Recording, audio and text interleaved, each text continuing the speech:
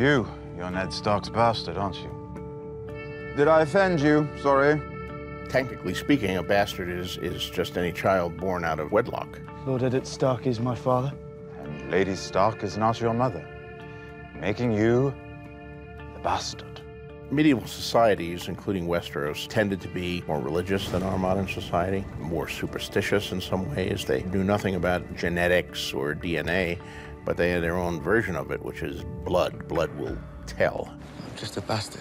The bastard of Robert of the House Baratheon. The grand maker of bastards in the Seven Kingdoms is Robert Baratheon. We see about 4 of them being murdered in the opening episode of season 2 when Joffrey sends forth his people to find them. The one who gets away from that slaughter of the innocents, of course, is Gendry, who is one of Robert's older bastards. And Gendry looks very much like the young Robert, something that Ned recognizes the minute he lays eyes on Gendry. Find anything? King Robert's bastard son. Westeros, of course, has a very strong class structure. The small folk, as they're called, they probably produce just as many bastards, if not more, as the noble classes, but they don't have any surnames. And here we have Bronn, son of... You wouldn't know him. The noble houses do have their names, and when they produce bastards, they can't have his father's name, so they give him a bastard name. Very simple declarative names that basically tell you this person has noble blood in them, but they're bastard-born. Half Robert, half lowborn. And it differs from region to region. In the north, you have snow. In the Vale of Arryn, it's stone. In the Riverlands, it's rivers. In the Westerlands, it's hill. Iron Islands, it's pike. In the Reach, it's flowers. In the area around King's Landing, the name Waters has been used. In the Stormlands, it's storm. And in Dorne, it's sand. I don't believe you have met Ilaria. This is the Lord Hand, Tywin Lannister, and Cersei Lannister, the Queen Regent. My lady? Can't say I've ever met a sand before. Dorne is a very different culture from the rest of Westeros. It's more hedonistic approach to life. They take in many ways a more relaxed approach to life. Bastards are born of passion, aren't they? We don't despise them in Dorne. No, how tolerant of you. Well, the Dornish have different customs, quite a few different customs, one of which is just that bastards aren't looked down upon in the way that they are in the other 6 kingdoms. People everywhere have their differences. In some places, the highborn frown upon those of low birth. If you're a bastard, you're nothing here. Whereas in Dorne, we have loads of bastards. I'm surrounded by them. That's my family. I'm one. I have 10,000 brothers and sisters. And I'm not quite sure what to call you. Ilaria works for everyone else. Ilaria Sand might be a bastard, but it's quite permissible for her to be the mother of a prince's babies, and no one really thinks twice about this. What do you do with a bastard child?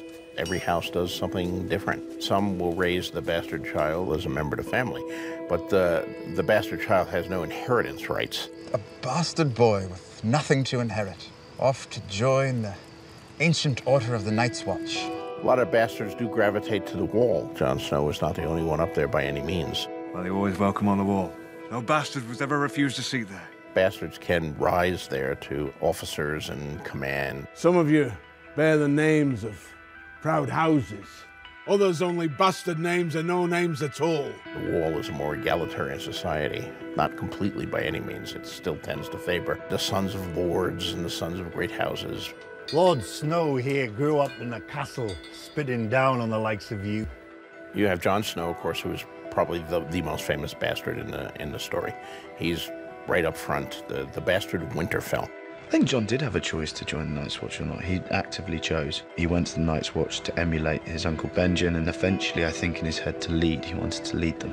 When Jon first came to Castle Black, he was maybe a little bit spoiled. He was a tough kid, and he was a kid who'd never back down from a fight, but at the same time, he grew up in a castle. He grew up with very high-class people, and even if he was a bastard himself, his best friend was Robb Stark, and he was raised by Ned Stark, and he ended up thriving at Castle Black and becoming a leader for the first time.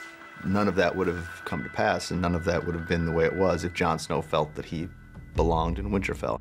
Jon Snow's second-class citizenship and Ramsay Snow's second-class citizenship, I mean, these are major kind of driving forces in the story. Father, welcome home. Walder, this is Ramsay Snow, my bastard. Ramsay Snow is a bastard son of Roose Bolton. Ramsay grew up knowing he was a lord's son, but completely disinherited, not part of the castle life, just living with his mother. But when Roose Bolton's son died, he was all that Roose had left. So there's a tremendous amount of anger and resentment. I mean, Ramsay has a problematic relationship with his father. I think psychopaths often have problematic relationships with their father. My mother taught me not to throw stones at cripples, but my father taught me to aim for their head. But his main goal in his life would be to be given the acknowledgement and respect of his father that he's been denied as a bastard his entire life. He hates being a bastard. You little bastard. And he wants to be legitimate, and he wants to kind of impress his father. That's the only thing, I think, that he wants more than just inflicting pain on people. The relationship between Roose and Ramsay is in some ways a dark counterpoint to the relationship between Ned Stark and Jon Snow. In both cases, a noble father with a bastard son. Jon and Ramsay are literally the opposite to each other, you know. Jon's very noble and honorable, and and Ramsay is none of those things. Roose himself is a cold and calculating man, a dispassionate man. I place far too much trust in you. But the treatment of the bastard son is very different.